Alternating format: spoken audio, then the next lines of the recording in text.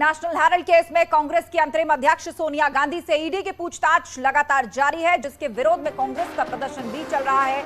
ED office के पास सड़क पर कांग्रेस नेता प्रदर्शन कर रहे हैं। कल ईडी ने सोनिया गांधी से करीब 6 घंटे तक पूछताछ की थी।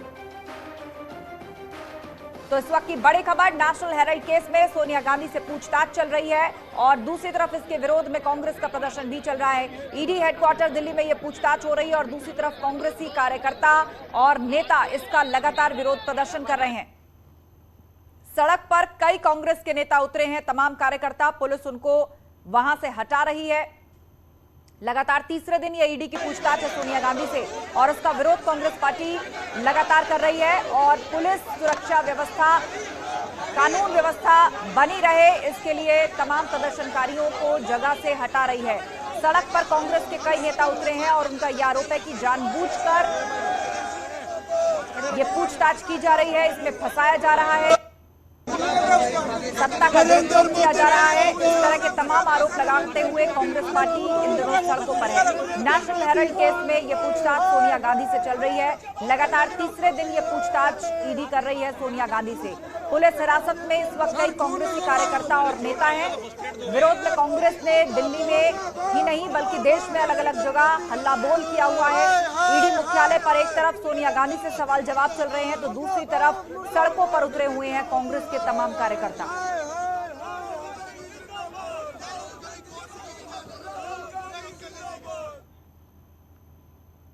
और अब आगे बढ़ेंगे, लखनऊ से एक बड़ी खबर का हम रुख करेंगे। पति पत्नी बेटी ने जहरीला पदार्थ खा लिया है और इलाज के दौरान कहा जा रहा है कि पति की मौत हो गई है। ट्रॉमा सेंटर में मां और बेटी अब भी भर्ती हैं। जानकीपुरम इलाके की यह घटना है, यह पूरा मामला है जहां पर एक परिवार ने जहर खा लिया है। ऋषभ मणि से इस पर अपडेट लेते हैं। ऋषभ, और क्या जानकारी आपके पास है इस घटना पर? देखिए, न्यूज़ 18 अपने दर्शकों को अपडेट करता है इस खबर में कि अभी जो सूत्र हमें बता रहे हैं उसके मुताबिक पिता और बेटी दोनों की मौत हो चुकी है, जबकि मां का इलाज अब भी जारी है। वजह अभी तक साफ नहीं हो पाई है क्यों आखिरकार सबने जहरीला पदार्थ खाया है। फॉरेंसिक और पुलिस की टीम जानकीपुरम इनके आवास पर पहुंच चुकी है जहां पर यह घटना हुई थी। जो बताया जा रहा है, जो मृतक हैं इस परिवार में वो नलकूप विभाग में जूनियर इंजीनियर के पद पर कार्यरत थे। उन्होंने, उनकी पत्नी ने और उनकी बेटी ने कोई जहरीला पदार्थ खाया है।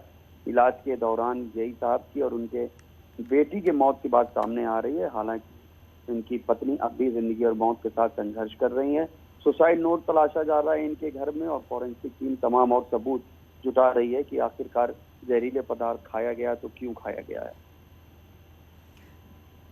बिल्कुल, तो अपडेट के मुताबिक आप बता रहे हैं कि पति और बेटी की मौत हो चुकी है जबकि पत्नी का अब भी इलाज चल रहा है। पुलिस कुछ बता पा रही है, आखिर क्या वजह है जो उस परिवार ने यह कदम उठाया है? बताया था कि पुलिस मौके पर पहुंच गई है, फॉरेंसिक टीम भी साथ में है। पुलिस के अधिकारी यही कह रहे हैं कि हम लोग अभी तलाशने की कोशिश कर रहे हैं क्या घर में कोई सुसाइड नोट अगर रिकवर हो जाता है तो आत्महत्या की थ्योरी पर मुहर लग जाएगी और फिर ये जानने की कोशिश की जाएगी कि सुसाइड अगर की है तो क्यों की है, या अगर कोई और रीजन निकलता है तो उसके बारे में बाद में अपडेट किया जाएगा। फॉरेंसिक टीम भी मौके पर ले जाई गई है ताकि कुछ वहां से सबूत इकट्ठे किए जा सके। तो अभी ऑफिशियली पुलिस की ओर से कुछ नहीं किया गया है, लेकिन सोर्सेज ने बात कंफर्म की है कि पिता और बेटी की मौत हो गई है। तो आप नजर बनाए रखिए। जानकारी के लिए शुक्रिया। पिता और बेटी की मौत हो चुकी है जबकि पत्नी का इलाज चल रहा है। फिलहाल कोई सुसाइड नोट रिकवर नहीं हुआ है, लेकिन पुलिस मामले की छानबीन कर रही है और पता लगा रही है कि आखिर इस घटना के पीछे की सच्चाई क्या है।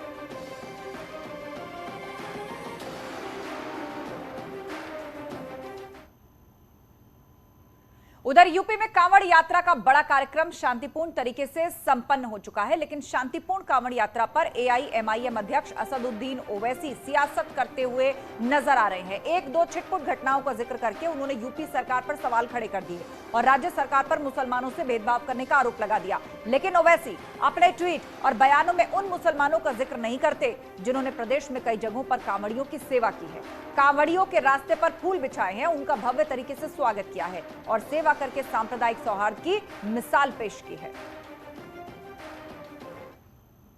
कांवड़ यात्रा के लिए आप टैक्स पेयर के पैसों से हेलीकॉप्टर से फूल बरसा रहे हैं। यूपी की भाजपा सरकार बहुत अच्छा है। आप पुलिस के ओहदेदार ऑफिसर उनकी पैरों की मालिश कर रहे हैं, बहुत अच्छा है, हम इसका वेलकम करते हैं। रास्ते में लोहार की दुकान है, गाजियाबाद में आपने लोहार की दुकान को बंद कर दिया, बहुत अच्छा है। मीरठ में पुलिस स्टेशन में एक मुसलमान ऑफिसर का नाम था, किसी ने ऑब्जेक्शन किया, आपने नाम हटवा दिया, बहुत अच्छा है। भाई यही तो रहमदिली दिखाइए ना, आप भेदभाव क्यों कर रहे हैं? भाई अगर कोई नमाज पढ़ता है चंद मिनट के लिए तो पब्लिक पॉलिसी डिस्टर्ब हो रही है, दंगा हो रहा है, और क्रिमिनल इंटेंट है ही नहीं उसमें दंगा करने का, 295 153 लगाते आप।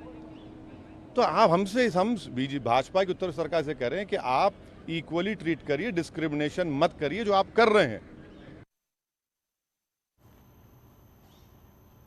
उधर डिप्टी सीएम केशव प्रसाद मौर्य ने ओवैसी के लगाए तमाम आरोपों को सिरे से खारिज किया और यह भी कहा कि हमारा लक्ष्य सबका साथ, सबका विकास है और सबका विश्वास भी। सेवा हम करते थे, देखिए कांवड़ यात्रियों की सेवा हम करते थे, करते हैं और करते रहेंगे। इस प्रकार के जहरीले ट्वीट से न सरकार की सेहत पे कोई असर पड़ता है, न उसमें बदलाव आएगा, न समाज के ऊपर इसका कोई असर पड़ता है।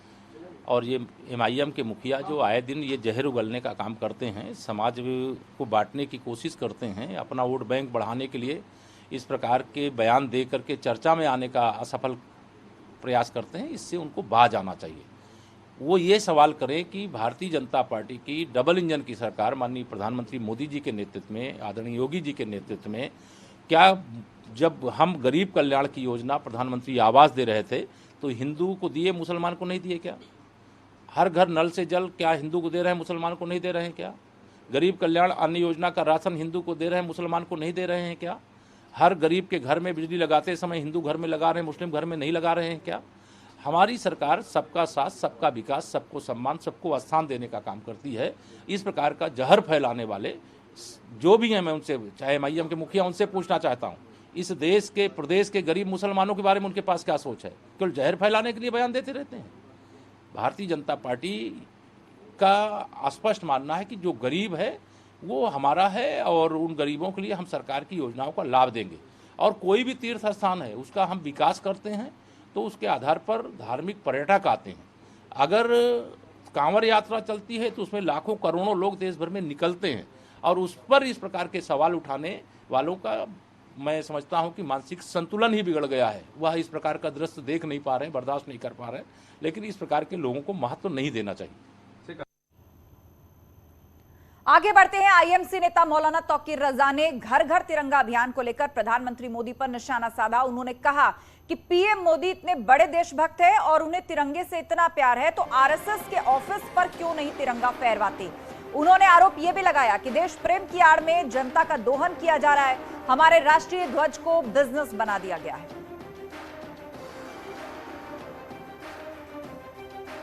नरेंद्र मोदी कहते हैं घर घर तिरंगा, अपने प्रतिष्ठान पे तिरंगा लगाइए। नरेंद्र मोदी क्या RSS के मुख्यालय पे तिरंगा फहरवाएंगे, उनको बाध्य करेंगे कि आपको तिरंगा फहराना चाहिए?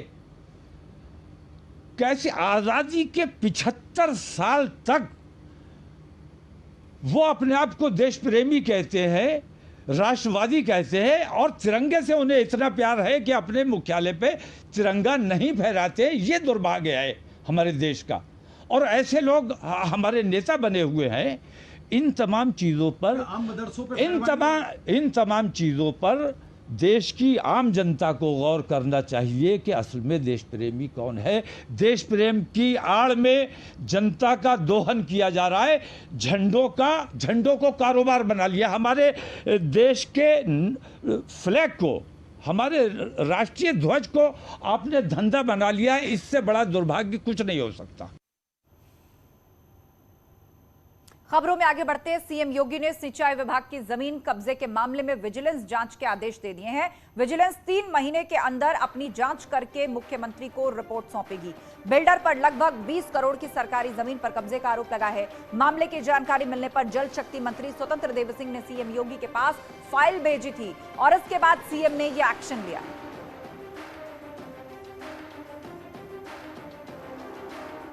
सर, किस तरीके की ज़मीन थी ये, कब कब्जे का मामला सामने आया और कैसे आपने इसमें पहल की?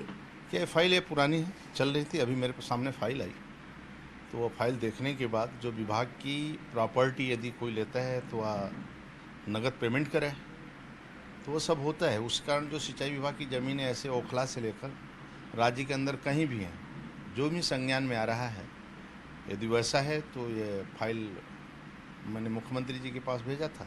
माननीय मुख्यमंत्री ने जांच का आदेश दिया है। अब जांच जो कानून करेगा अपना, जो निष्पक्ष जांच होगा और उसके ऊपर कार्रवाई होगी। बताया जा रहा है कि बहुत बड़ा एरिया था जमीन का, जो चूंकि आपके विभाग में भी आता है, उस पर कब्जा कर लिया बिल्डर्स ने। एक बार जांच हो जाए, पूरा जांच होकर सामने आ जाए, फिर अपने आप दूध का दूध पानी का पानी। कुल मिलाकर वह फाइल मेरे पढ़ने के बाद, फाइल देखने के बाद ये लगा कि इसकी जांच होनी चाहिए और किसी न किसी विभाग से होना चाहिए। तो माननीय मुख्यमंत्री जी को भेजा गया था। मुख्यमंत्री ने जांच का आदेश दे दिया है विजिलेंस को, और जांच करेगी, ठीक ढंग से जांच होगा। उधर यूपी बीजेपी ने लोकसभा चुनाव 2024 के लिए चुनावी तैयारी को तेज कर दिया है और इस क्रम में 29 से लेकर 31 जुलाई तक चित्रकूट में प्रशिक्षण शिविर में केंद्रीय मंत्री, संगठन पदाधिकारी और सीएम योगी समेत यूपी के आला नेता शामिल होंगे। और माना यह जा रहा है कि इस प्रशिक्षण शिविर में 2024 लोकसभा चुनावों का रोड मैप तैयार होगा। 29 से लेकर 31 जुलाई तक की प्रशिक्षण शिविर है, जिसमें राष्ट्रीय स्तर के पदाधिकारी समेत संगठन से जुड़े हुए तमाम नेता शामिल होंगे। चित्रकूट में ये प्रशिक्षण शिविर लगेगा। 29 से 31 जुलाई तक ये प्रशिक्षण शिविर है। केंद्रीय मंत्री इसमें शामिल होंगे, राष्ट्रीय पदाधिकारी भी इसमें शिरकत करेंगे, मुख्यमंत्री योगी भी इसका हिस्सा बनेंगे। तो कुल मिलाकर यूपी बीजेपी ने चुनाव की तैयारी शुरू कर दी है और 2024 के चुनावों के लिए रणनीति अभी से बननी शुरू हो गई है।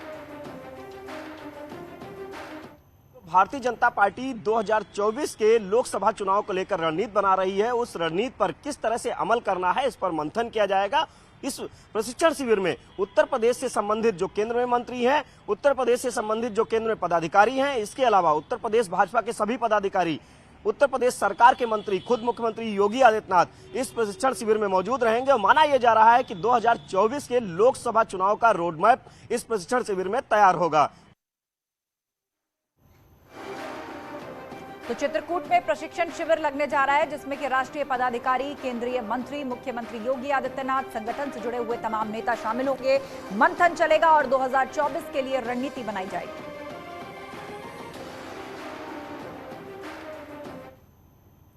और अब एक महत्वपूर्ण खबर, लखनऊ में डेटा सेंटर पार्क बनकर तैयार हो गया है। मुख्यमंत्री योगी का ड्रीम प्रोजेक्ट है डेटा सेंटर पार्क। अगले महीने डेटा सेंटर पार्क की सौगात मिलने वाली है उत्तर प्रदेश को। 24 महीने के अंदर बनकर तैयार हुआ है योटा डी। प्रधानमंत्री कर सकते हैं डेटा सेंटर पार्क का उद्घाटन। मुख्यमंत्री के ड्रीम प्रोजेक्ट्स में से एक, वर्तमान समय की बड़ी जरूरत, डेटा सेंटर पार्क बनकर तैयार हो गया है। लखनऊ के अंदर 24 महीने का वक्त लगा है जब ये डेटा सेंटर पार्क बन गया है और कहा यह जा रहा है कि इसका उद्घाटन प्रधानमंत्री मोदी कर सकते हैं। आपको बता दें, योगी सरकार के पहले कार्यकाल में ही इसकी नींव रखी गई थी और इस विजन को लेकर आया गया था कि वर्तमान और भविष्य की जरूरतों को देखते हुए डेटा सेंटर पार्क की जरूरत महसूस की जा रही है और 24 महीने के भीतर इसको बन करके तैयार कर लिया गया है। अगले महीने प्रदेश को इसकी सौगात मिल सकती है और कहा यह भी जा रहा है कि प्रधानमंत्री मोदी इसका उद्घाटन कर सकते हैं।